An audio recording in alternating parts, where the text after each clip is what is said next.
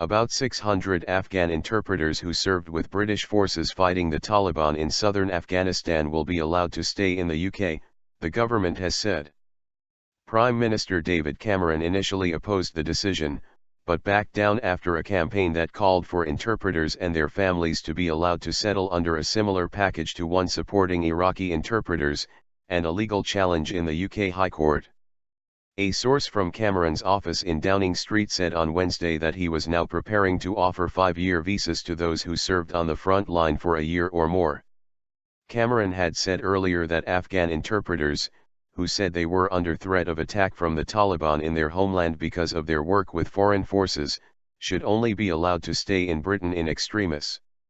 When we think of all that we have spent and all the cost in money and human lives we have put into Afghanistan, we should do everything we can to encourage talented Afghans to stay in their country and contribute to it, he said. Choice. However, the Downing Street source said that Britain should recognise the service given by those who had regularly put themselves in real danger while working for the UK.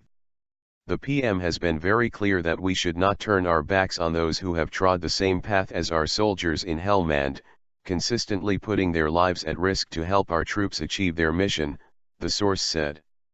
These proposals give them a choice, the opportunity to go on working in Afghanistan, learning new skills and to go on rebuilding their country, or to come and make a new start in Britain.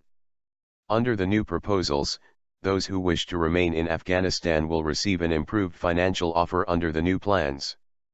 They will be paid their salary for 5 years if they train or study, or be paid for 18 months if not. Troop withdrawal. The interpreters' campaign included a petition this month calling for asylum in Britain.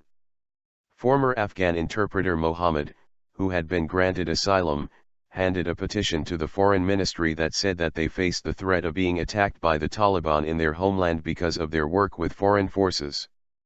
3 men who worked as interpreters for British forces in Afghanistan had launched a legal challenge this month to win the right to live in the UK.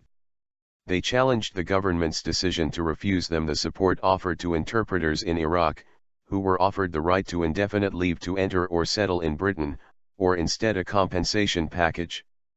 The UK is set to withdraw 3,800 of the country's 9,000 troops from Afghanistan this year, as the NATO-led foreign force prepares to withdraw all combat troops by the end of next year.